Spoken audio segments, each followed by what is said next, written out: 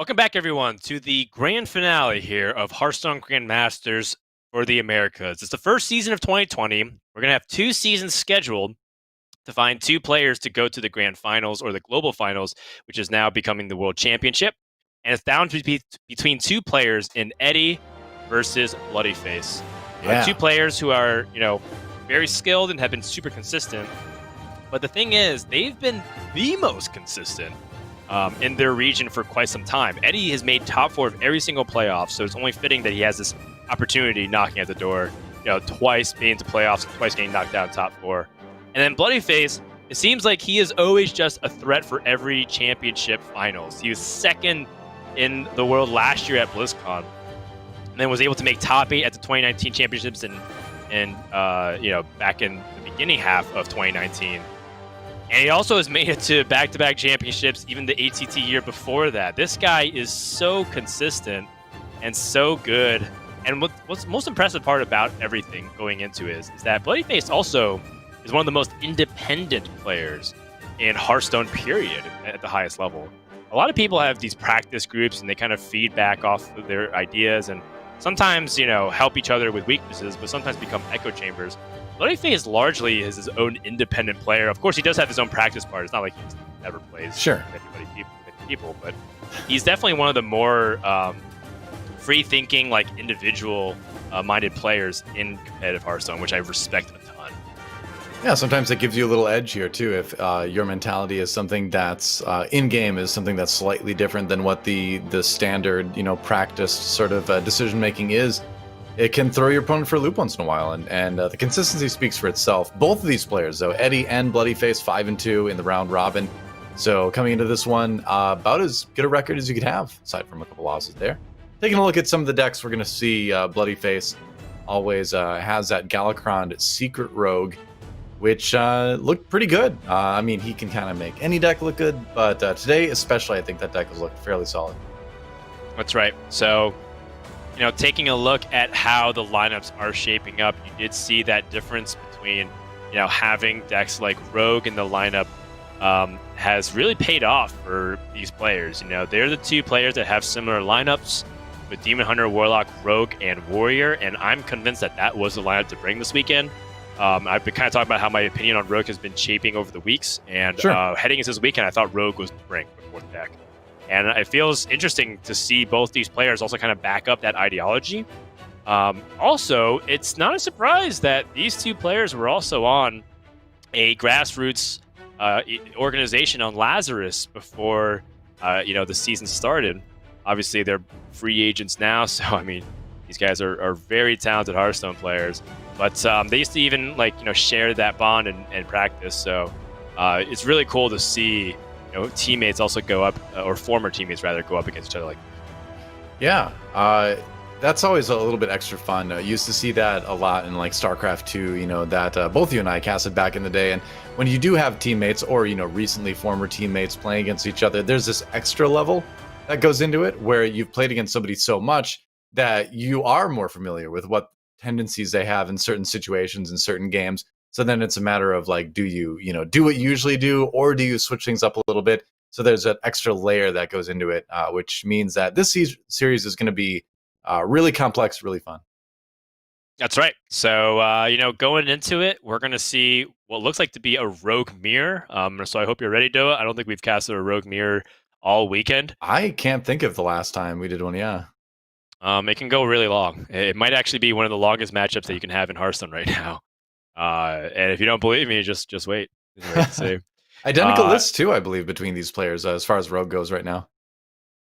Yeah, I think with a lot of the Rogue deck lists in particular right now, I think people just have kind of gravitated towards Questing Adventure being very good. And that might actually change things or throw things up for a loop. Maybe because they have more explosive options like the Questing Adventure, that the matchup ends up going a lot quicker. Back when they play Faceless Corruptor instead, that might have been the slower times that made those Rogue mirrors end up getting dragged out.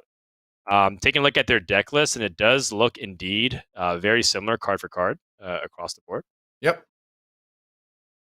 They are the same. So in that case, a lot of it comes down to, if you end up putting out a big threat that your opponent doesn't have an answer to, and that's kind of true for any game of Hearthstone. But for the mirror match specifically, there can be sort of these like mismatches in terms of draws that can have a big effect on it. But I think one of the things that helps you avoid that in the Rogue Mirror specifically is the fact that you're going to have access to a lot of lackeys too, which does change because you're going to get different lackeys between the two players, which are going to create very different lines of play. So it's a mirror match, but it's a mirror match where you kind of break out of the norms as far as like, who got the good cards at the good time, which is what sometimes it comes down to. Yeah, so, here we go. The Grand Finals is about to begin. Only one player is going to get a spot in that World Championship representing the Americas, and it'll be Eddie or bloodyface. And I'm excited because I think both these guys have had the talent for quite some time. Obviously, we know bloodyface, we told his story, but for Eddie in particular, he was very quietly a player that put on a ton of really good tour stop performances back in 2018. And, if you look at Eddie's history, he also even used to go under a different username. He actually named himself after, I believe, a K-pop star. And then eventually changed his name to Eddie. But back when he was competing under Sohyun, he was constantly in top 16s, top 32s, and like these 100-player or multiple 100-player tournaments. And he would be very, very good, despite the fact that not many people were paying attention to him. So if anything, Eddie kind of reminds me, in terms of his trajectory, very similar to kind of like Casey from Europe, in that he was never really like, he was always had the bridesmaid, never really the bride, and wasn't really felt like it was his time to shine. And now I feel like, after seeing his play over the past few seasons, seeing him get so close, I'm ready for him to take the win and go all the way. Well, step one comes from winning this Rogue Mirror versus bloodyface, and Eddie is on the play. Bloodyface has the coin. Which rogue do you think gets the advantage in the mirror match? I haven't thought about this a lot, but who do you think benefits from the coin more? Or who do you think benefits more, having the coin or not having the coin? Yeah, it's interesting because historically, Rogue Mirrors in the past has always been whoever has a coin is more in an advantage. The SI7 agent era and all that. I mean, there's the data portion of it. I can go ahead and look that up. I think that this might be one of the times where it matters the least. If you have the coin in the Rogue Mirror, that doesn't mean that it's not impactful. I'm just saying it's not as swingy as it used to be before. But it's definitely worth investigating. I'll go ahead and look it up real quick. I guess you still, even though SI7 agent is kind of out of the meta, you still do have like the opportunity that bloodyface has, where you can go coin evil miscreant and activate that combo. And it is kind of the combo mechanic in Rogue that has generally in the past sort of made the player with the coin a little bit more favored. I never lied, but I never took the truth. Eddie just putting down the Hanar, no secrets to pair with that just yet. Oh, bloodyface picks up a secret. But you could still coin evil miscreant here, which I really like because it matches the stats on the board, and it also gives you those two lackeys to kind of use in future turns. So many. Yep. Well, it does look like the going first does end up being a lot better than going second. And it makes sense, I think, because you just want to hit those power cards a lot earlier. You want to be able to like successfully land High Spirit Dogwoggle, or if you have the on curve Galakron play, even the mid-game stuff like Shield of Galakron, getting it ahead of your opponent in the Rogue Mirror can be very impactful to just disrupt their ability to pick apart the board. This is a pretty severe punish, though. The Seal Fate on the Hanar, especially when you have a secret in hand. You hate to see that if you're bloodyface. That is going to be a problem, because now you're just not going to get that benefit from Hanar, which sometimes can be game-changing, depending on what secret you find. But let's see what he does now. Got a couple different options here. You really want to get rid of the Hanar on the other side, but there's not really a way to do it. Yeah, not a way to reliably do it. He could go for an evil miscreant setup this turn, and then try to have the lackeys to improve his opportunities to fight up against his opponent's board in the future. Yep. This is another alternative, which is to play Questing Adventurer and hope that the tempo that your opponent is able to generate can't match this 5/4, but I think that's pretty optimistic because you know your opponent has a lackey in hand. Yeah. And it is a Goblin Lackey, so I'll give it more attack. But wow, another Seal Fate right off the top. Eddie is really getting maximum value from these. That's what he chooses to do anyway. We'll see. The questing adventure is just... We talked a bit about this before, but it just seems like such a good include right now because essentially it was just kind of treated like a little Van Cleef there. Sometimes in the mirror, you want to throw out like a little 4/4 Van Cleef early on because it can be hard for Rogue to deal with.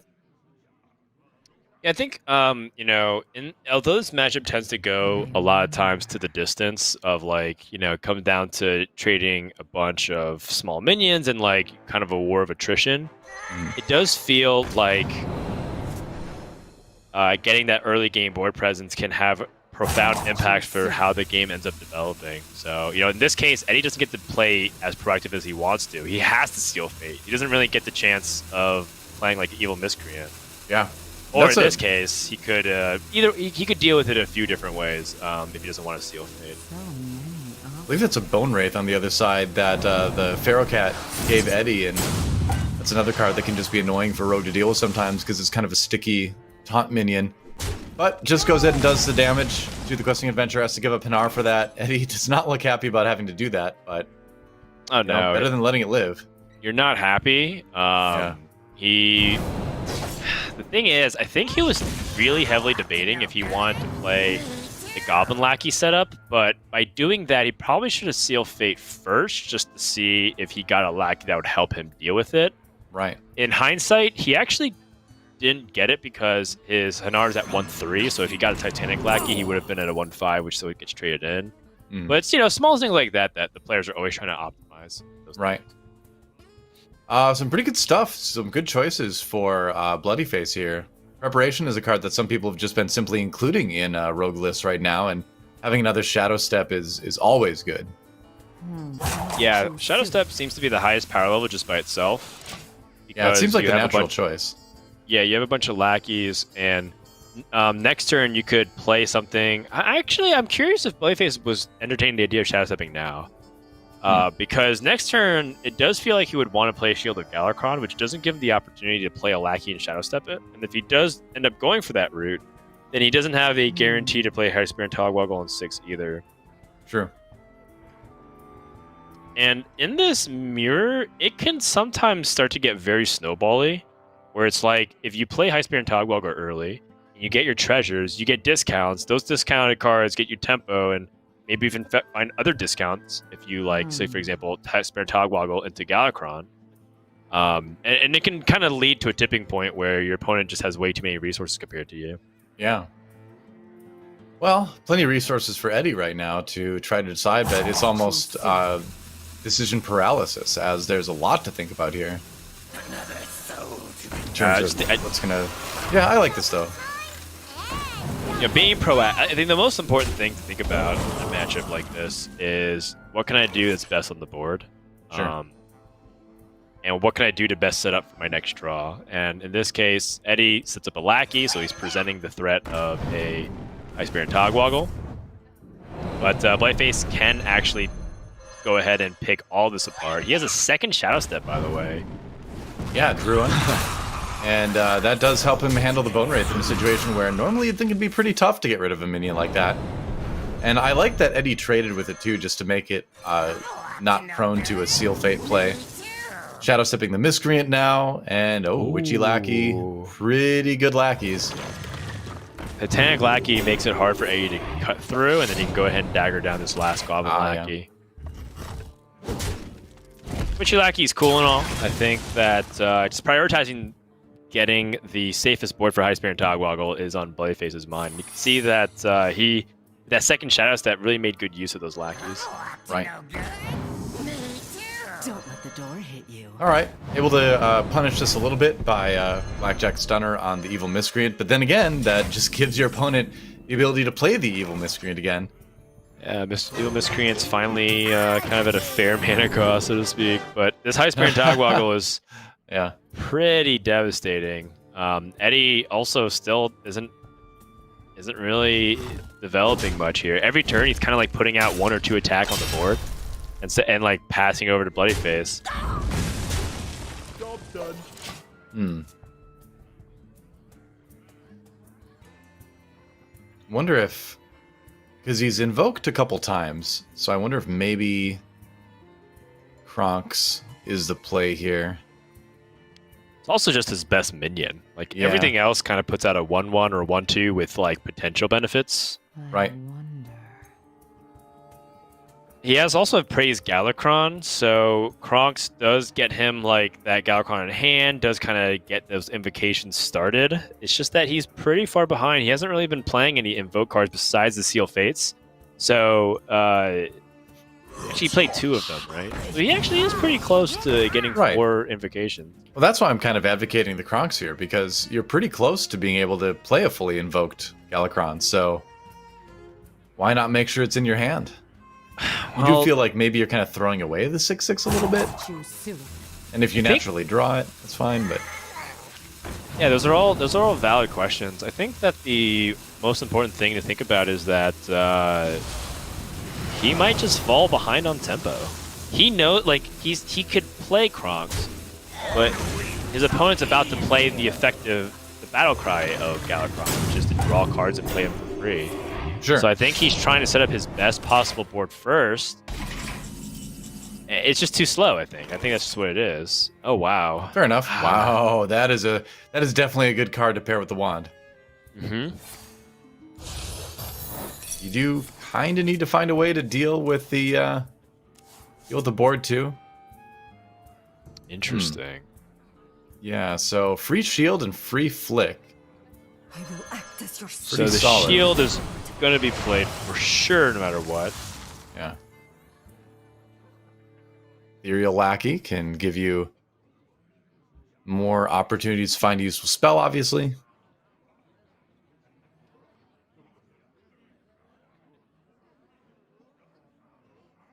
Okay, I think I want to play Spy Mistress for sure as well. I don't know what I want to flick. That's like the hardest thing, and I'm not even sure if you're supposed to flick. Because flick is like a really powerful tool. Oh wow, just flicks to 5, just flicks to 3/2, just gets rid of the biggest minion. Yeah, I mean, it is the most stats on board. Go ahead and Witchy Lackey it as well, and then play Sure. Edwin. Oh, jeez, that's one of the worst 7 drops that you can get. Yeah. Yeah, that's not the part of the card that's strong at 7 mana. Right. Brand He actually minus the made his dino. minion weaker. Yeah. And the Blackjack Center was already used, so Eddie's removal tools are pretty limited. He does have ways to answer part of this board. That Questing Adventure with the Goblin Lackey does intrigue me. But everything else is so expensive. He spent all of his lackeys last turn. Right. And it Oh, seems boy. like you need to find a better way to get through the taunt as well if you're gonna handle the Van Cleef. Because you can go for the rushing questing adventure. I guess you have, but you'd have to trade in everything else into the taunt. Maybe that's just what you have to do at this point. What other cards are you going to play around the questing adventure to make it even contest something, though? I think Eddie's just in a lot of trouble. Yeah, I think that no matter how he slices, he can't deal with this Edwin, so he's going to just have to go ahead and Goblin Lackey and try to fight back himself. And going to have to trade down here. It's annoying. It's inconvenient. He's behind. He's probably going to die if he can't deal with this in the next turn. Oh, wait, what? Wait, no, he doesn't have... He has duplicates in his deck, right? With I think so. Tamer Bridge Shadow Stack. Oh, that would be insane, actually. Yeah, I think he has duplicates in his deck. I just thought about that possibility for a brief second and got excited. This deck probably does. Wow, what do you think about Cold Blood on the Van Cleef? Just to push even more damage. Yeah, I think Bloody Face seems like it too. And if you can hide the Van Cleef behind the Shield of Galakron as well, that is terrifying. terrifying Van Cleef for Eddie to deal with. And Yep. There we go. That's a bit better. I mean, he also could do it again. But, I think you're happy with the 7-7. Yeah. Yeah. I don't think you need to trade either. Just ace, 12 damage, Nope. a lot to miss. Oh, boy. Oh, no. Just, Oh, cursed my God. images. Well, I mean, I guess it's just one of those situations where it's like you feel terrible if some insane play with that 6-6 ends up making a difference. But yeah, I would go to face every time. But then again, I'm not playing in the finals, and there's a reason for that. Well, I mean, it's also, he's like completely acknowledging the fact that there's a possibility Eddie finds some way to remove it, or, you know, like if there's some series of blackjack stunner opportunities or Galakron that draws into things that he's not necessarily like accounting for. He's just collecting the value, and honestly, it's kind of what we're talking about before. It's a war of attrition. It's not supposed to be a race in this head-to-head. It's supposed to be slowly grinding your opponent out of resources. Well, you have multiple big threats too, because Gruul is going to keep getting bigger each turn too. Yes, and so the question becomes, Doa, who's Gruul's dad? I need you to tell me. I know that I know where you fight Gruul. You do fight, actually, funny enough, in Outland, in the Burning Crusade expansion is when you fight Gruul in his lair. But who his dad is, that I can't answer. Got it. But it is Ashes of Outland related. Gruul in general. 22 showing on the board, 23 showing on the board, 24. Cold Blood is also lethal. This is it. Yeah, he's got it. Edwin Van Cleef goes unanswered, and hey, the damage that bloodyface used to trade didn't really need it to actually go face. Like you said, he had multiple threats on the board that could just really challenge Eddie, and that's going to lead to a bloodyface victory as he slowly descends deeper into darkness. I was gonna say we've gone from like edgelord lineup to 9 Inch Nails video with Eddie's webcam right now. Oh wait, be careful! We don't want to get DMCA'd. Oh yeah, well I wasn't like mentioning other things. I wasn't like that. humming the tune, so we're okay. Got it. Their attorneys our ears are perking right now. All right, well, taking a look at how things shake up because of that, bloodyface getting the rogue victory. Very nice. I do wonder how things like the Warlock and the Demon Hunter are going to play in this dynamic, because it is a mirror matchup for lineups.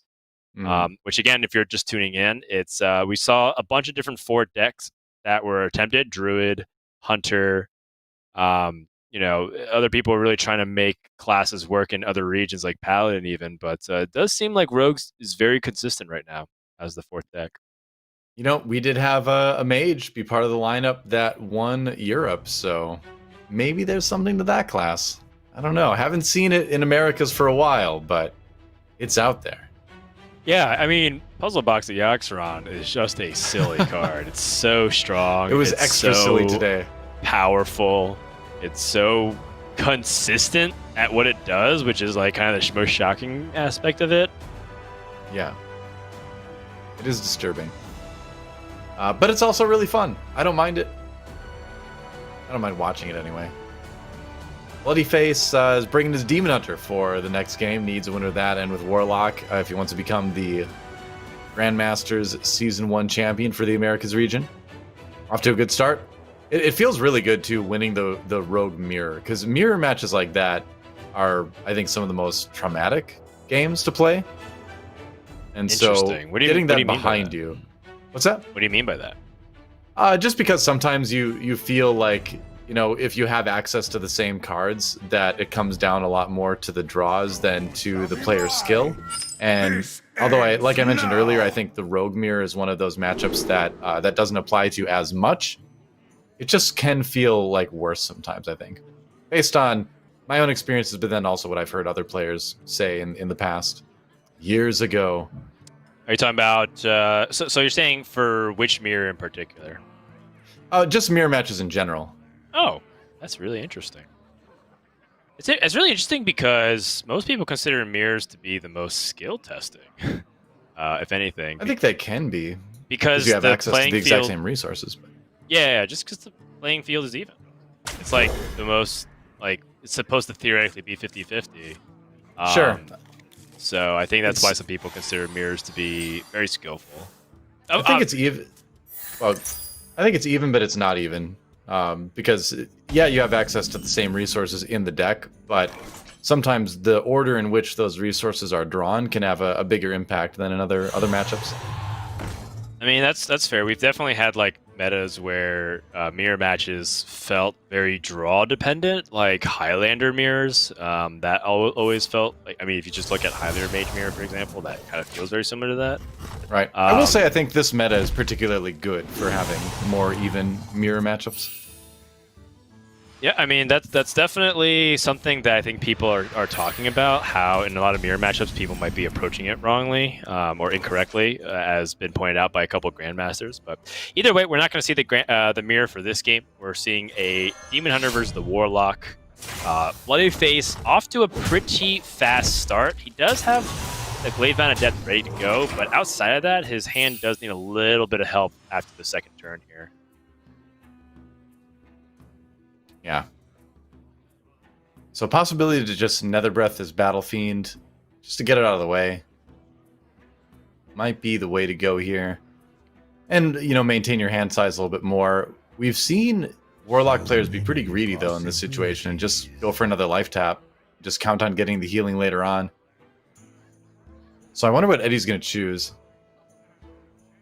Right. He does have the clear in the form of the Rain of Fire Mortal Coil. It does seem kind of appetizing just for the effect.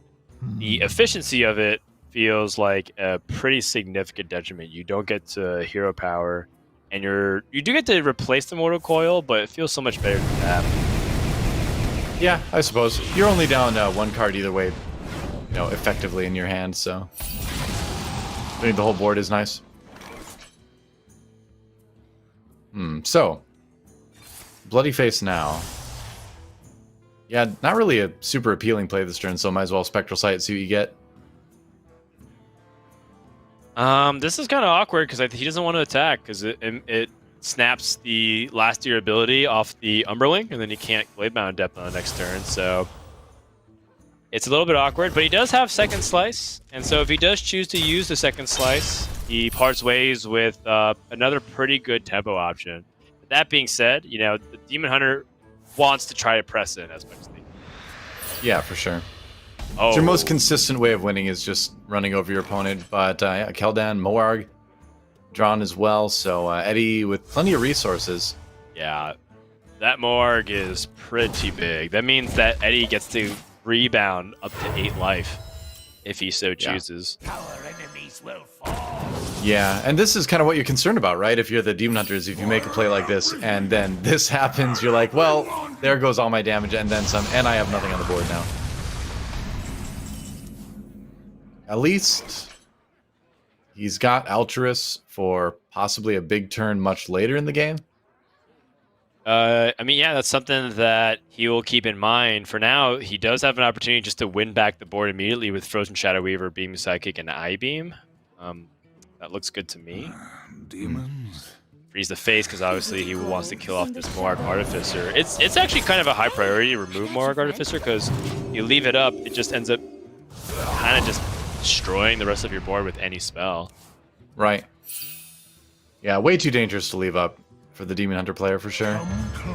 But Keldan just comes down and takes out the biggest minion that bloodyface has. So the threats have been answered pretty easily by Eddie so far this game, and that is the opposite of what you want to have happen if you're a bloodyface. Right, that makes sense. Yep. This is why this matchup is so interesting, because you see games where Demon Hunter just wins straight up, and then you see a lot of other games where it's really close, but every once in a while you see a Warlock game where the Warlock is able to answer the board very easily, like one card at a time, and start to build a little bit more of a board. And it could still change, but it's looking pretty good for Eddie so far. Yeah, it's a pretty dynamic matchup, quite honestly. I think a lot of people might think it's just linear, like, oh, Demon Hunter aggroes, Warlock defends, Warlock heals, Warlock pushes. But there's a lot of different ways that you can play the mid game. Yeah. You know, for example, bloodyface right here, I like this decision a lot. Freezing the Keldan, so if Eddie chooses to use cards like Praise Netherwing, he loses his own minion in the process. Yep. This is a point in the game where this matchup really kind of like comes alive because of decisions like that. So life tap. Looks like he's going for the Netherwing anyway, and I think a lot of players would make that choice pretty quickly. Sacrificing a 3-3 to kill everything else and give yourself a 5-5. Oh, there's the Warglaives. That's great, because now he can Warglaives with this Chaos Strike and push 5 damage. Yep, in through the 5-5. And you've got some a way to tailor your hand for better turns in the future too. Volpera Scoundrel lets you pick up a useful spell, put a little minion on your board, but I think if you're Bloodyface, you're really starting to hope you draw a Skull of Gul'dan at some point in the near future. Yeah, he certainly does. Now, for Eddie's perspective, how does he want to go about this turn? I think if he plot twists, he's just pretty much hoping that he can still keep up his heals and his removals for the following turn, because he had Alex Straza, for example, and Alex Straza is a guaranteed heal on his own face. Yeah. If he doesn't draw any Broodmothers here, which he didn't, I don't believe, then suddenly you're at 11 health, and your opponent has access to things like Ultras, possibly. I mean, okay. Oh, wow. Chaos Strike here seems really good. Yeah. Oh, this is fun. He's just going to hold on to it and then play the Glaive Bat Adept. Okay. Yeah, why not? And clears or pushes 3 more to face. Sure, why not? So, Eddie's looking at dying next turn if he doesn't draw into something that can handle this. Of course it's the right way. Can always Nether Breath at the very end, but you're still so low health. Well, he doesn't have a dragon. Oh, yeah, you're right, yeah. So that's the hardest part about what's going on. But he's going to go ahead and coil. He's got so many draws here to find it. Okay, Soulfire is the backup option. Yep. So we can hero power right now. Again, pretty dicey situation. Kind of unfortunate he drew the Acidic Swamp Ooze after Bloodyface already had exhausted all of his charges. Right. Yeah, you definitely hero power, doesn't find the dragon. Dark Skies is not great right now, so you kind of are obligated to Soulfire here. You're just dead.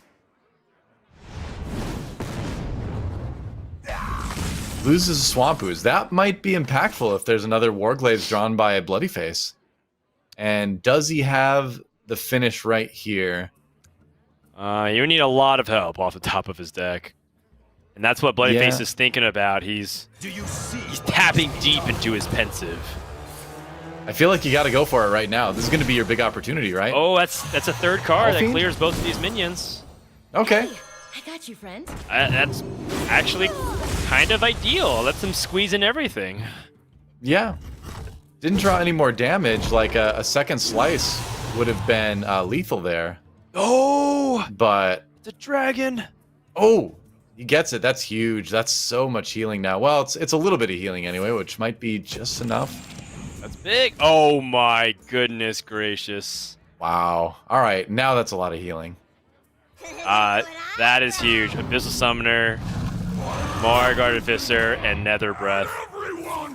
I don't think you get through this if you're Bloodyface now. Skull? Oh my god, Skull. Kane? If he gets Kane? I mean, if you get Kane, you got Kane. All right, never mind. I spoke too soon. What? Way too Another soon. Skull? You could even Skull again, but does he Yeah. have? He doesn't really have lethal, so you could find it. What is this game? Demon Hunter, he gets Twin Slice. That does it, right? Does I think is Twin Slice enough? 2, let's No, see, he's 5, one off. 6. Yeah, you're right. That's just 9 in the end, isn't it? He's one off lethal? Is that serious? Okay, so 3 from the board right now. 4 if he attacks. Another 3 from Kane, so that's 7, and then Twin Slice is 9? Yeah, I Oh wait, think no, so. the Battle Fiend gets +1 attack, right? Oh, if you attack first. Yes. Hold on, let me count again. So 3. Grows short. it looks like lethal to me. Oh no, he doesn't have enough mana because he doesn't get the hero power because he's at 1 mana. That's why. Yeah, you still need to pay for the cane, don't you? Okay. So yeah, we were so at 1 off. right. All right. I did forget about the Battle Fiend initially, though, so I was wondering about that. So close. And does bloodyface have enough time? Looks like he's going to go ahead and squeeze everything in I think he does, in yeah. the nick of time. But wow, was that down to the wire? Oh, Do not. Demon Hunter is insane, man. Demon Hunter is such crazy class in terms of what a Skull Gul'dan can give you. There's the healing. Okay. Healing and another taunt. The taunts don't matter that much, but Zephyrus could be annoying just in terms of putting more healing on the board or Holy removal. Nova here is super powerful. That's a good point. It's going to wipe everything and heal him for 2 more. Yep. And then he gets to play the 4/6. The Warlock has done it. Yep. Despite back-to-back skull draws. I can't believe it. Wait, is there a Metamorphosis out?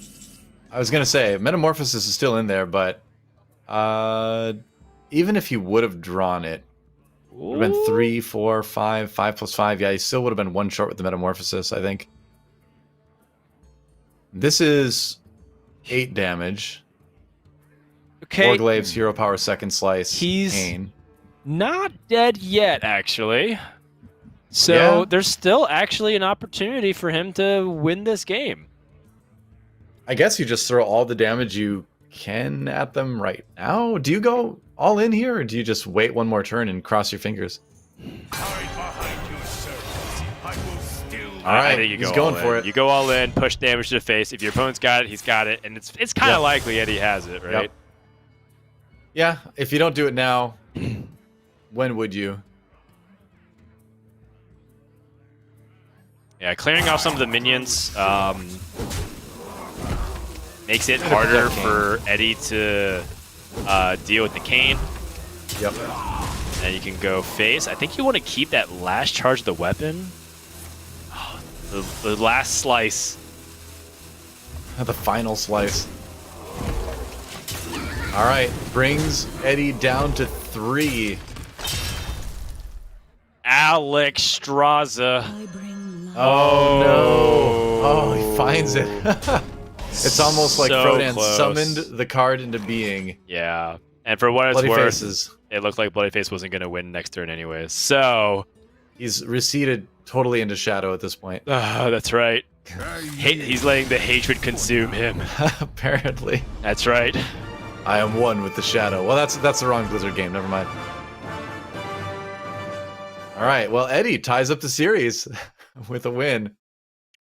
Very And, close. Very, very close. yeah. It was 1 damage off lethal, and Bloodyface would have been up 2-0 over Eddie, which would have been a dominant position. But Warlock gets through. And, Demon Hunter, I really thought that Warlock was dead for a while, but Eddie really hung in there. Very impressive by him. Yeah. Took all the right chances at the right time. And man, like we keep saying it over and over again, that matchup, more than any other matchup right now, it seems like, comes down to these games where it's like 1 mana or 1 HP difference between who wins and who loses. Such a fun matchup to watch. Yeah, that's right. So with that, we have the potential of a mirror, but with Warlock gone, that means there's only 1 mirror possibly left. And then we'll have, that Rogue, which is still sort of a question mark here, but, the more I see Rogue play, I think I'm pretty confident in it. Taking a look at what Bloodyface is going to queue up next, he's going to still once again stick onto the Demon Hunter, which I think is reasonable. I think that overall there, Bloodyface, was there any opportunity to squeeze in a little bit more damage instead of, choosing to play another line there? And I think that's got to be on his mind here. Yeah, I mean, just kind of as we look like, it looks like Eddie's going to bring the Rogue for the next game. But just thinking back through that game, when he traded, it felt like he really needed to. So I can't, maybe there was, but just off the top of my head, I can't remember a specific turn that jumps out as in, wow, I'm surprised he didn't go to face there, that kind of thing. Right. So, I think that Galakron Secret Rogue is a very good deck to fight against the Demon Hunters because it has so many good early tools. And I think that the more I see Spy Mistress, the more I think that card is really valuable to stop aggression. Very similar to what Dwarven Sharpshooter does for the Highlander Hunter. It's not Yeah, it's not like Dwarven Sharpshooter is like this crazy strong card that you should include. It's just that like every now and then you start with it on 1 and you stop a lot of aggro. I think that's the same concept of what the Spy Mistress is. Wow, double backstab Van Cleef in the hand for Eddie. That could lead to some interesting situations versus a Demon Hunter.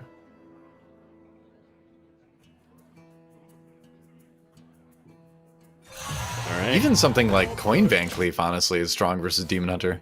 Yeah, backstab Coin Van Cleef 6/6 is still really hard to stop. Yeah. Eddie might be incentivized as a result to just not play anything. What about a Pharaoh Cat, maybe, at least? Well, the logic is that if the Pharaoh Cat gets bumped into, then your opponent isn't going to... You're not going to have a backstab target, but you could also just backstab now, which makes sense. He has 2 backstabs, so you can just go ahead and save the second one for the Van Cleef and just use the first one very aggressively. Yeah. Gas Strike for Bloodyface does draw into the Warglaves, but aside from that, does not have a lot to contest this early board. The I-Beam Twin Slice might come in handy. Don't let the door hit you. Raise Galakrond's nice here. Yeah, for sure. You don't need to go for the Van Cleef right now, of course. Oh, wow. She didn't. Oh, Yes, having a 2/2 Cobalt Lackey, dude. that's huge. Satyr Overseer does give him the play with the Twin Slice to clear the 2/2 and also set up a 4/2 and a 2/2 for himself. Demons. Demons. But do you really want to do that?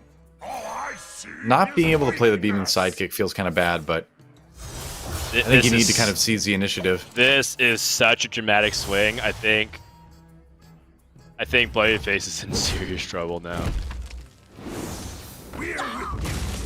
Watch this play. Backstab. Yeah. Cobalt Lackey, coined Edwin. Bloodyface has to face an 8/8. Wow. This is disgusting and terrifying from Eddie at the same time. Big Edwin has hit the field. And how do you even deal with this as Demon Hunter? Consume magic? Yeah, true. Eddie's prey. He's like, please. Please, man.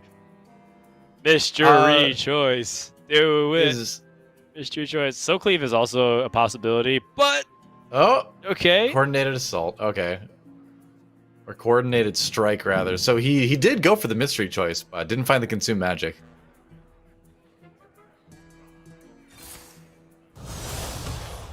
Yeah, Might as well just clear the 1/1. Yeah.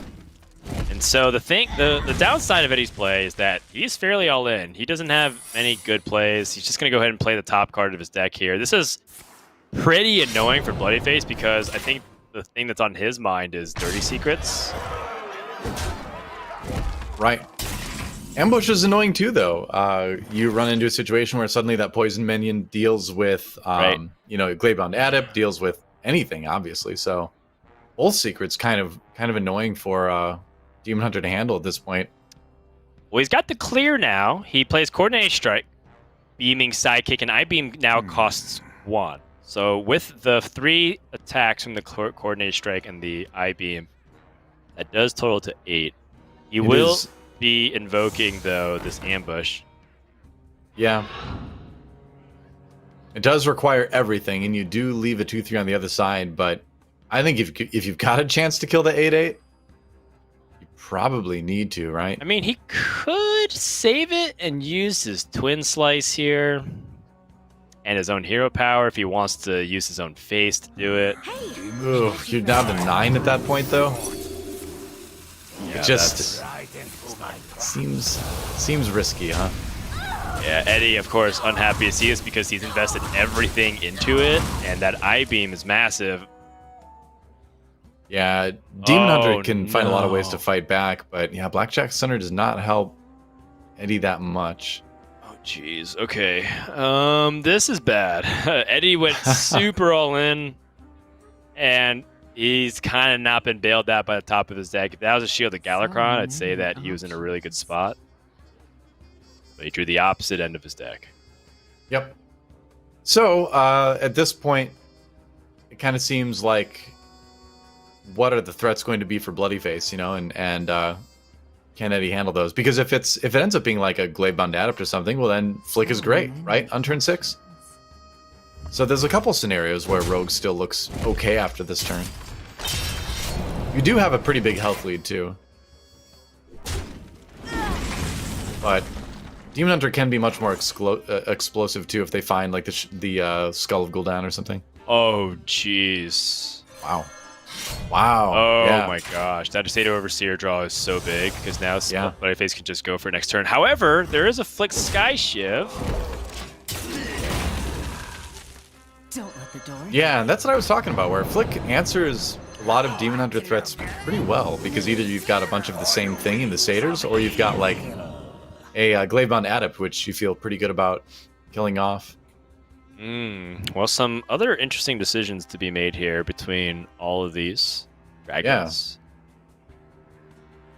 They all have their merits for sure. I mean, Evasive Fellwing, honestly, for the reason that it can be targeted much easier by what Demon Hunter has than other classes, seems less appealing, aside from the fact that you can fit it in with other cards. Brightwing, who knows it'll give you. Waxadread can come back, which at a crucial time might win the game, but it's a tough choice between those three. I think I like Fellwing. In terms of like pound for pound stats, it seems the best because of the things that you described. It's hard to interact with. And also, if your opponent's going to be using things... Oh, my goodness gracious.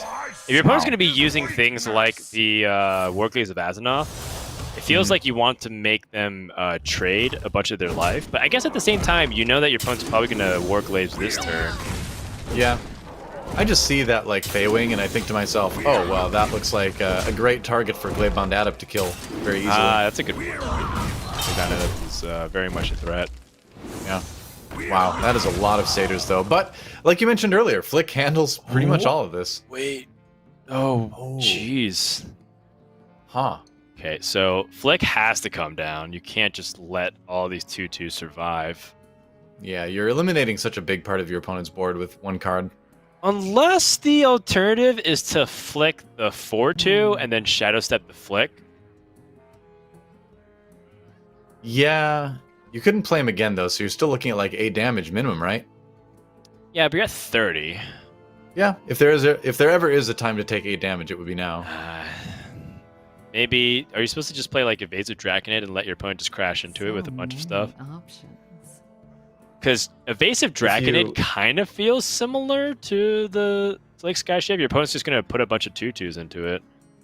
If you do that, then they can trade and make more Satyrs, though. It's true. Huh. Oh, man. A lot of really challenging turns, honestly, for the players this game. You could still Shadow Step the Flick even if you use it on the tokens, and maybe that's the plan here. No Shadow Step? No. Okay. It's too much anti-tempo, I think. Fair enough. Plus, his Shadow Step doesn't even guarantee that he gets to play it cleanly next turn, because it goes to 4 mana, and that's still too expensive on turn 8. Skull of Gul'dan, though, is pretty bad. What's the Skull give you? Not a whole lot. You do have an attack, I suppose, here, but... Yeah, he can clear the Flick with his face, but no, you just gotta freeze it, right? Because you're 12. It's too low. Too low to be doing any more face clearing. Yeah, I agree. Got you, friend. However, does leave the opportunity for Eddie to still get Shadow Step value. Very good point. Not a lot of room for Satyr tokens right now anyway. Oh my. Oh wow, that's something. So yeah, if he gets a good lackey off of this, he might be able to go for the Flick Sky Shift Shadow Step play. Seal Fate offers him...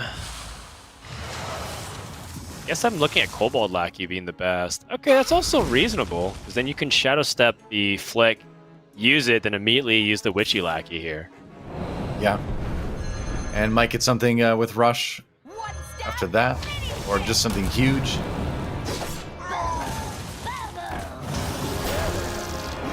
Oh, it's Rafam, and he has a big taunt. All right. Yeah.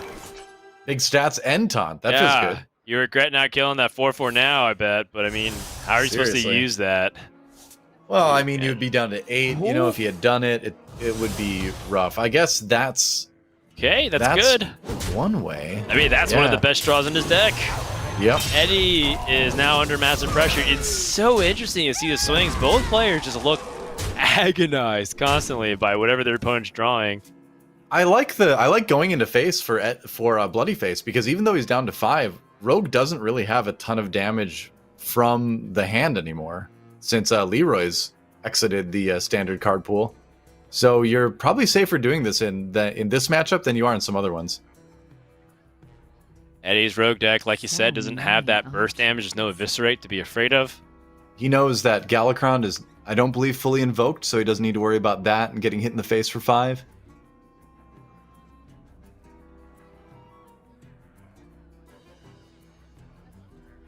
Maybe evasive Draconid and hero power here?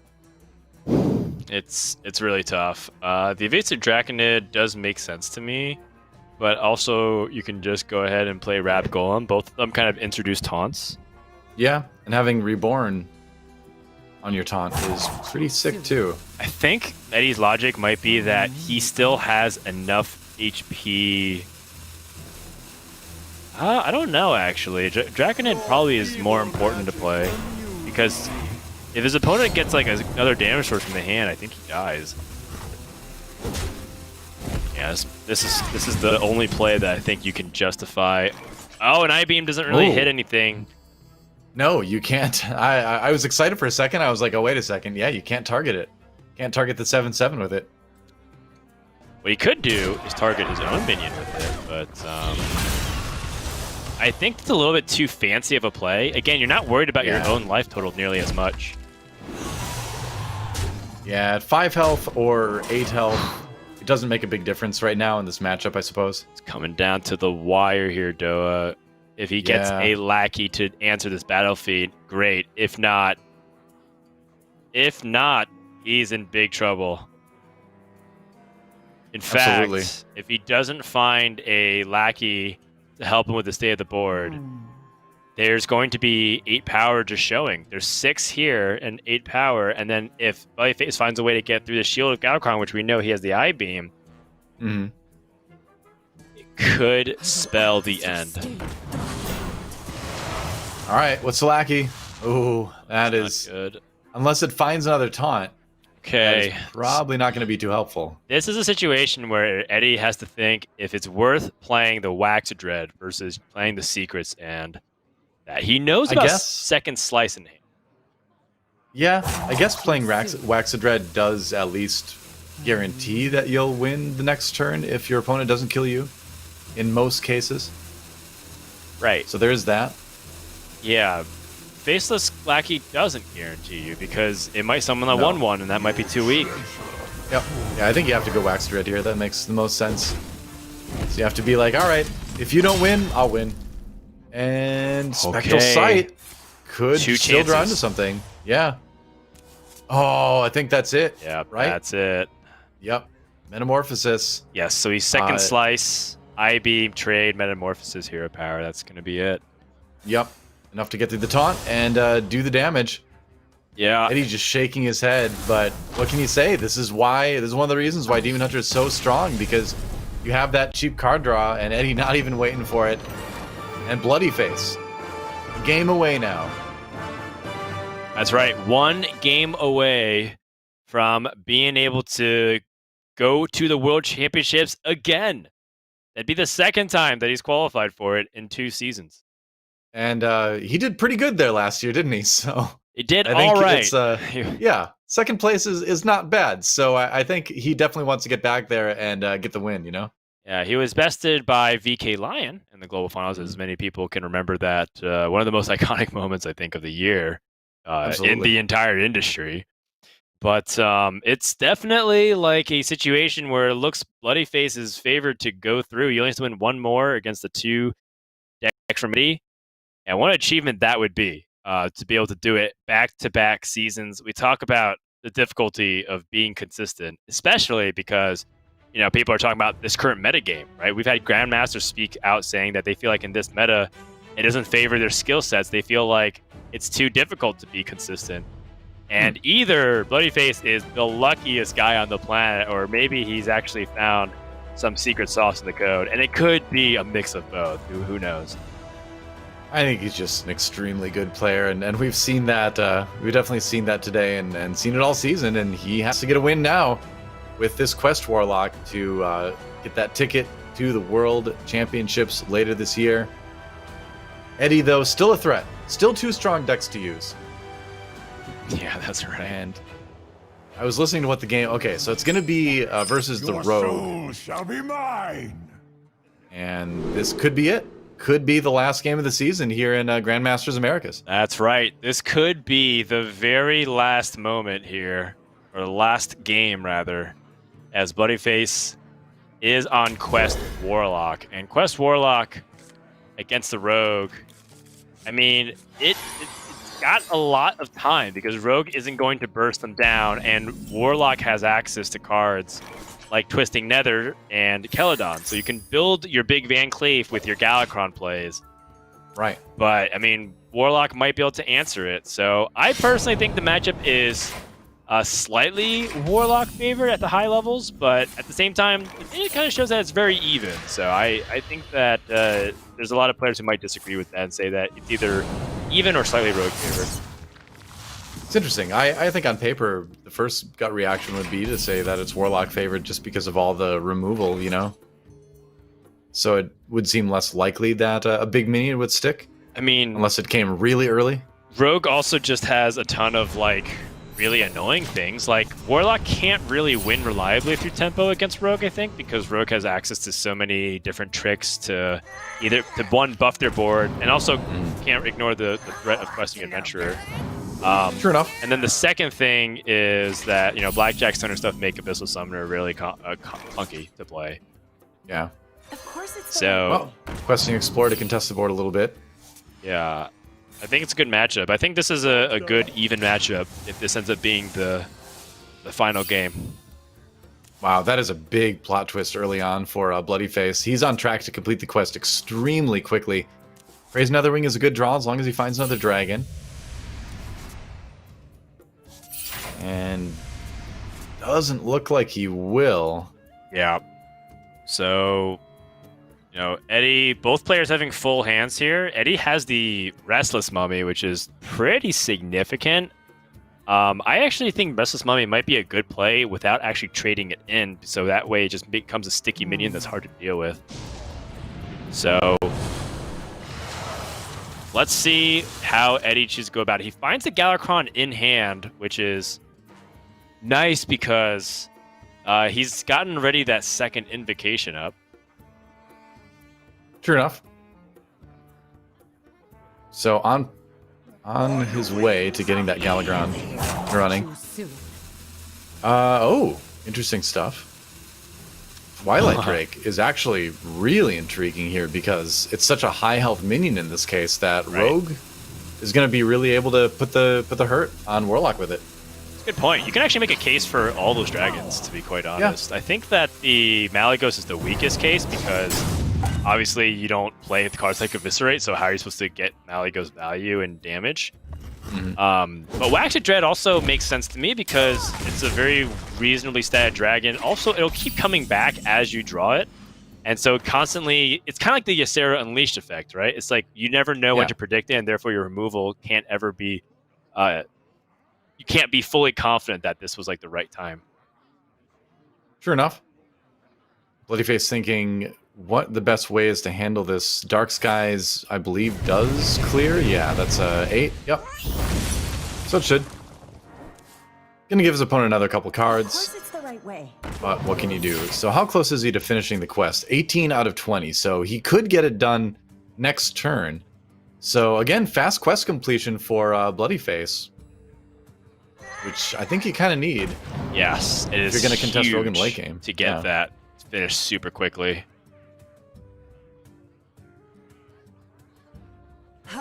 Spy Mistress answers the Questing Explorer pretty nicely. Then again, Backstab and Cobalt Lackey answers it right now. That's right. And, you know, Rogue, once again, going to try to present a threat. And I think this is the way that I think Rogue just wants to be at the cadence at, so with the Wax Dread makes a lot of sense. It's that every turn, just play like a threat. And the moment the Warlock stumbles, press in for the win. The Edwin's going to be one of the biggest threats that Rogue has. But, you know, if this goes down, then Eddie can just immediately reload, and then play Galakron to get more resources to do even bigger reload with requesting adventures. It starts to get really hard. It's kind of like a wave clear test here, right? Like, how do you deal with you know, zombies level 1? How do you deal with zombies level 2? And it keeps going stronger and stronger. Yep, that's about it. All right. Well, this does a bit anyway. He doesn't have the Morg Artificer and a little bit of extra damage. If he had Morg Artificer, he could Morg, Nether Breath, Mortal Coil, finish off Van Cleef. He has it, but it's a little bit too late now. At least this finishes the quest. Well, this clears it off because Dark Skies is the 10th point of damage, so... Oh yeah, I suppose it would be, yeah. It ends up being good. The only thing is that Bloodyface would have naturally finished the quest next turn anyways, so he didn't really necessarily feel like he had to give up 2 health for that. Also, hand space, right? Right. Hand space, he doesn't necessarily have the ability to just simply go for that hero power easily now. Yeah. So this is getting challenging. None of the removal he has feels that great. Well, he's got the Mortal Coil for... Well, he actually goes Nether Breath for 8, but he also has the Mortal Coil for 2. I think the Mortal Coil for 2 might be a little ambitious because he ends up making the board a little bit better for his opponent. But at the same time, maybe it's not that big of a deal because he heals up Heat Life. That's fun. True. Does heal back up to full with this and sends Wax Dread back into the deck for the moment. Yeah, now a 3-1 to deal with on the other side, and we're getting close to that Galakron turn. I'm trying to remember how invoked he is. I'm trying to tell by the portrait. I feel like he's not at 4 quite yet. I believe he's only played 2 invocations. Okay. Still pretty strong, especially when you consider Kronk's in the hand as well. But usually you need more than just that to take out the Warlock, which is why we see him trying to put up more threats to draw more removal out from Bloodyface, because when that Galakron and Kronk's come down, you want to make sure that there's not much Bloodyface can do to answer it. Right. Sounds good to me. Bloodyface does have the opportunity to... Oh no. That's funny. That's the worst. When you plot twist the coin back in and then you draw it with the hero power. That is the worst draw. Yeah, and while he could dump a card here by playing like the coin into a 2-drop, like the Acidic Swamp Ooze, Bloodyface still needs to like make progress on how he's going to eventually win the game. And right now, Eddie's going to be like, oh, look at that coin that was drawn by the hero power.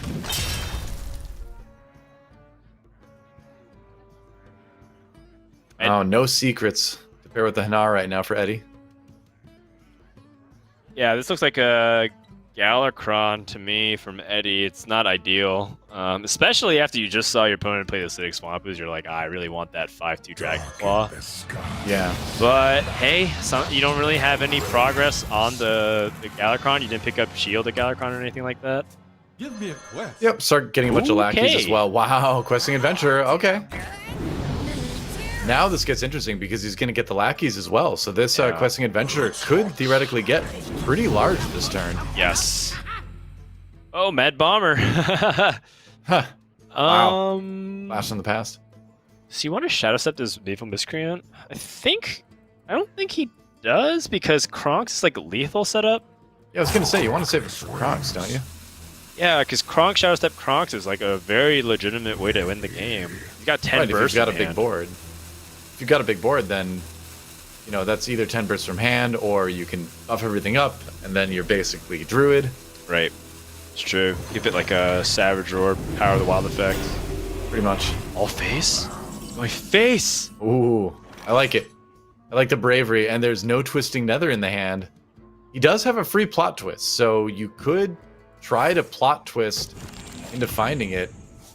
Oh Not my anymore. gosh, he has a board clear too, because now the the Zephyrus will offer him a Shadow Flame, so he can play Abyssal Summoner, then play Zephyrus the Great, and then Zephyrus will offer you 5 mana options. I wonder if there's something better than Shadow Flame that I'm missing. Like The Swipe? other options would be like No. Brawl. Swipe doesn't really do much for you, does it? Not a ton. I was going to draw first to see if it changes anything. But Shadow Flame here looks pretty good to me. Your wish is my suggestion. All right. I would imagine. Gonna find that, yeah. So you And want to Shadow play Flame on the dragon. Abyssal Summoner first? Oh. Missed one extra stat line. Yep, could have been a 9/9 instead of an 8/8. Yeah, minor difference. I feel like this is the kind of matchup where if bloodyface isn't going to usually win by exact lethal, it's kind of like either he kills him by like 7 or he just like has too much overwhelming pressure. Mm-hmm. Eddie now has this Kronks, so he can go ahead and actually seal Fate and then Kronks to clear the board. Yep, that's true. And then Shadow Step the Kronks for another use later. Yeah, the only tricky thing is that you Shadow Step Kronks, you actually have nothing developed. Then your opponent plays like another threat, and you kind of have to play Kronks again like that. So I think you might actually not Shadow Step it. I suppose. Dragon Sword, okay, Ooh. that's your win condition. I mean, I think you grab it, right? Like, Candle Breath draws you cards, sure. Yeah, Candle Breath might Yeah. actually be better. I get think- excited by the idea. Yeah, maybe it's because I Yeah. haven't casted with Brian Kilburn in a hot minute, but when he sees things like Dragon Sword, his eyes light up. Like, this is the thing that people don't know in Cast Out Kilburn. Like, he is so animated when he casts. When he sees things like Dragon Sword, he like visibly glows up as a person. It's really funny. Oh, he does Shadow Step it. Okay. And I guess that makes sense because he doesn't have a way to fill up his mana next turn because he didn't pick the dragon. I think it feels bad to use Kronks to only clear when Kronks is usually so much of a damage play in a lot of cases too. That's right. And also, hey, that 8/8 versus the 9/9 actually mattered, right? For the Kronks clear and the Seal Fate. It's a very good point. Little things like that. Second time around, we got it right. The 9/9. Got the 9/9 that time. Is there a second Seal Fate or any equivalent punish? There is a Shield of Galakrond. Okay. Natalie Celine. Let's rip it. Right? I mean, or let's get the Tyrion Fordring in there. Tyrion Fordring would be great. I mean, legendary minion from another class, it's so open. Right. Grommash Hellscream could result in some fun things. Sure. I was just thinking about like what's the most immediate impact right here, right now. Yeah, Natalie Celine would be perfect for that then. King Crush. Yeah. I think King Crush is probably your best option here, right? Otherwise, you're just buffing your shield for 2, or you're getting Murgurgle Prime. Darkness wanes. It's got to be King Crush. Yeah. Although I wonder if you're supposed to use King Crush right here. It looks like to me you are. But Eddie clearly does not agree with that, I think. You might want to just use Crocs to summon the 8/8. Yeah, I guess that's the play, but you're so worried about Twisting Nether now.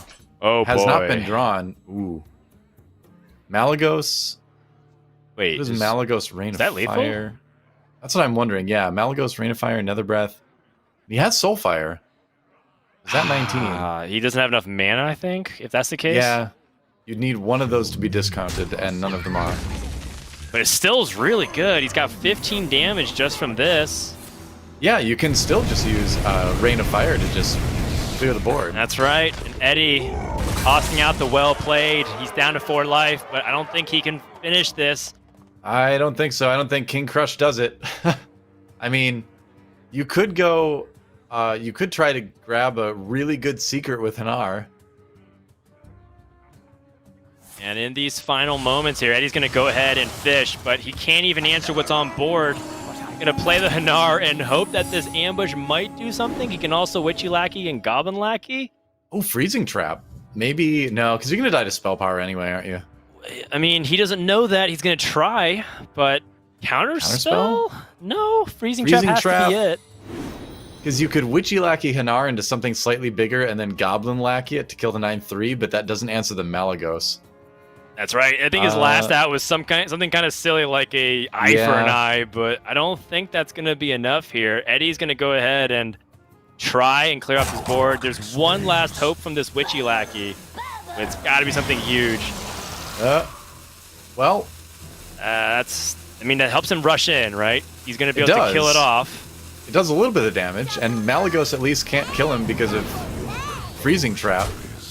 And that's going to do it. Bloodyface tosses out the well played. We have a back-to-back regional champion. Bloodyface, one more time, is going to go to the World Championship in the second consecutive season dating back to 2019, as he has unfinished business where he finished second to VK Lion. Well played.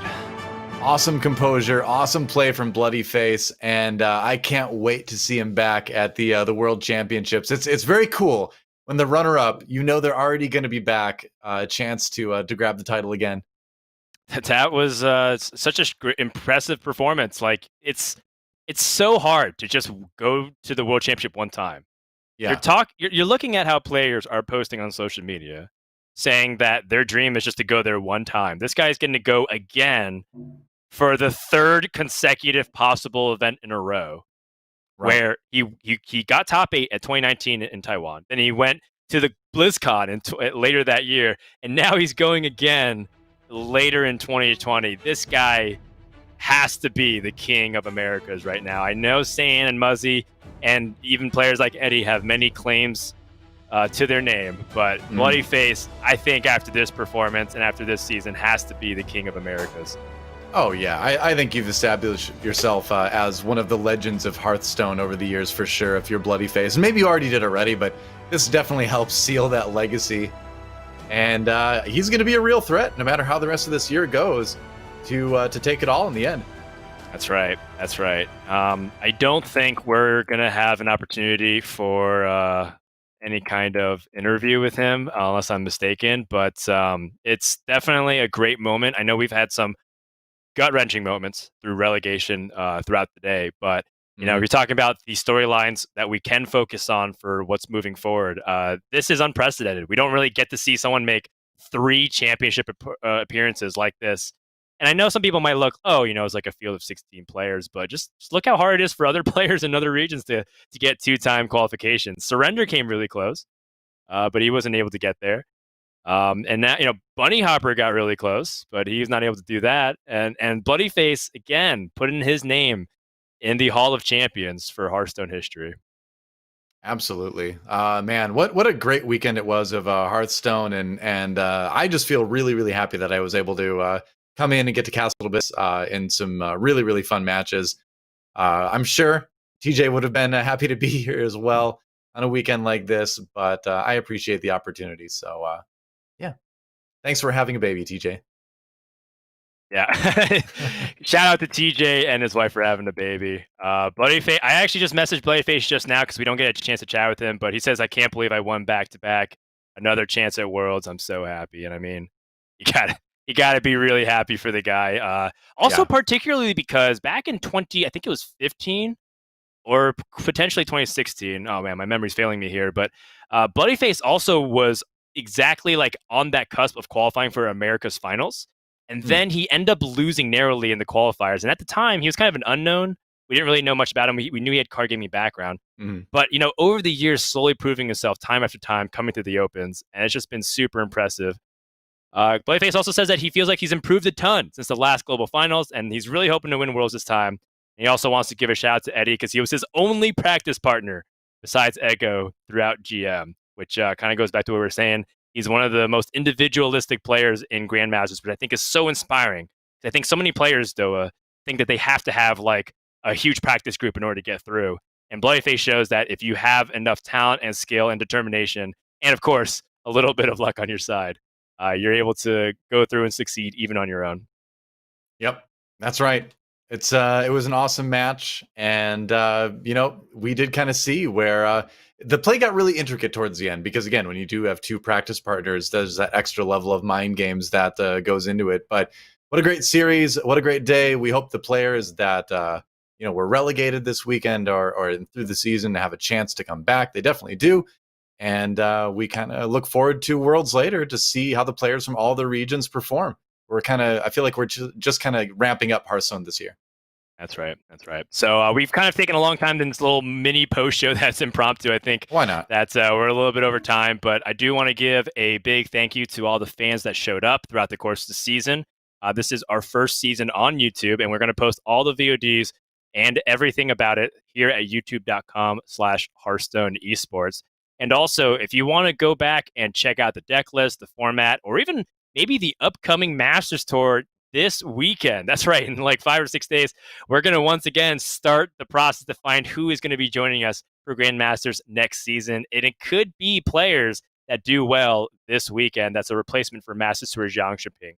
So we're going to be back casting. Hopefully the rest of the crew can get back together. And it's going to be a really good time. Head over to playhearthstone.com/esports to find out all of that information. From Frodan, from Doa, from TJ and his family, and everybody is part of the Grandmasters program. Thanks for tuning in. And we'll see you next time for more Hearthstone action. Hearthstone Grandmasters is brought to you by T-Mobile. Switch today and rank up to America's largest 5G network.